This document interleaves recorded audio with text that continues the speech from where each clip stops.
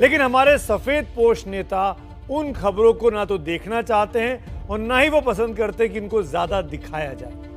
हिंदुस्तान के ज्यादातर लोग रोटी, कपड़ा, मकान, दवाई, पढ़ाई, कमाई जैसी बुनियादी जरूरतों के लिए एड़ियां रगड़ते हैं, लेकिन हमारे नेताओं को महंगाई, गरीबी और बेरोजगारी जैसे मुद्दों से बहुत कम मतलब रहता है और इसीलिए वो आम लोगों को इस चुनावी मौसम में कुछ दूसरी ही बातों में उलझा देते हैं।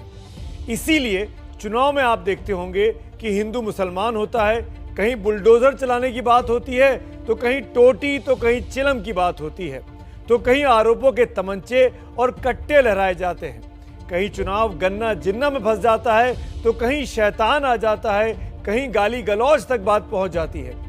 कोई भैये यानी बाहरी का मुद्दा उठाकर अपनी कमियों को ढकना चाहता है, तो कोई किसी को आतंकवादी बताकर खुद को देशभक्त साबित करता है। और इन तमाम शोर शराबे में असली मुद्दे जो आपसे और हमसे सीधे तौर पर जुड़े हैं वो खो जाते हैं। अब आप देखिए कि जिस वक्त 5 राज्यों में चुनाव शुरू हुए उसी वक्त एक बड़ा घोटाला सामने आया। हमारे देश का ये सबसे बड़ा आर्थिक घोटाला है। 22,842 करोड़ रुपए का बैंकिंग घोटाला अब तक का हमारे देश के इतिहास का, जैसा कि मैं रिपीट कर रहा हूं, सबसे बड़ा बैंक घोटाला है ये। एबीजी शिपयार्ड लिमिटेड ने देश के 28 सरकारी और गैर सरकारी, आप कह लीजिए प्राइवेट बैंकों के साथ, यानी 28 बैंकों से 22,842 करोड़ रुपए ऋण के तौर पर, लोन के नाम पर लिए और उसके बाद चुकाए नहीं। घोटाला हो गया। आपको नीरव मोदी याद होगा, तनिष्क गहनोवाला, वो फ्रॉड करके देश से भाग गया। लेकिन एबीजी शिपयार्ड के ऋषि अग्रवाल का फ्रॉड तो नीरव मोदी के फ्रॉड से भी दुगना ज्यादा बड़ा है। यह इतनी बड़ी रकम है कि इससे कोरोना की 106 करोड़ वैक्सीन डोज मुफ्त में दी जा सकती है। प्रधानमंत्री किसान योजना में 3 करोड़ 81 लाख किसानों को सीधे तौर पर और फायदा पहुंचाया जा सकता है। पीएम आवास योजना के तहत 19 लाख बेघर लोगों को अपनी छत मिल सकती है इस रकम से। नया देश बनाने वाले इंजीनियरों को पैदा करने वाले 20 आईआईटी और बन सकते हैं और आपकी सेहत दुरुस्त करने के लिए इस महामारी के मौसम में 18 एम्स जैसे बड़े मेडिकल इंस्टीट्यूट इस बड़ी रकम से इस देश में बन सकते थे। लेकिन कोई बड़ा धन्ना सेठ, कोई उद्योगपति बैंकों से आपका पैसा उठाता है, फिर लोन देना अचानक एक दिन बंद कर देता है और सालों साल तक उसका कुछ नहीं होता। ये तमाम एग्जाम्पल उसी के हैं, चाहे वो नीरव मोदी हो, चाहे वो विजय माल्या हो, और अब ये ऋषि अग्रवाल।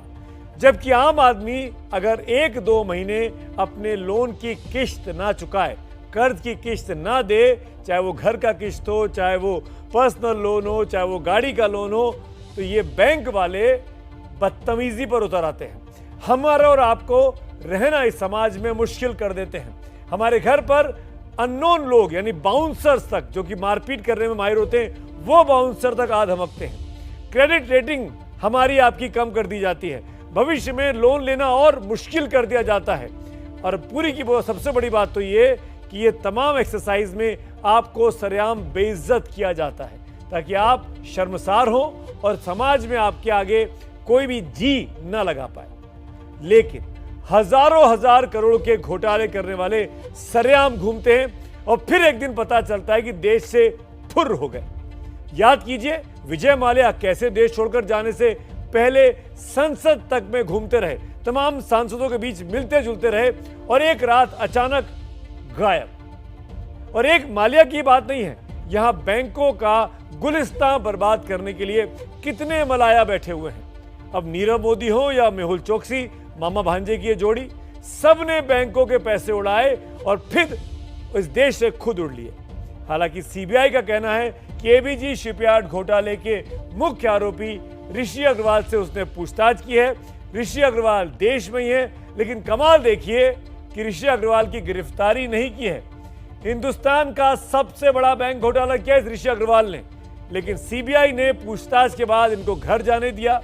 सीबीआई के जो सूत्र वो ये जानकारी हमको दे रहे हैं कि उनसे अभी कुछ और फाइलें और दस्तावेज मंगाए गए हैं, आगे की पूछताछ और होगी। यानी अभी भी वो पुलिस की या सीबीआई की कस्टडी में नहीं है। एक मौका उस ऋषि अग्रवाल के पास अभी भी है कि वो विजय माल्या की तरह सरेआम आंखों में धूल झोंके और गायब। आखिर ये लोग हजारों करोड़ का चूना लगाने की जरूरत कैसे कर पाते हैं?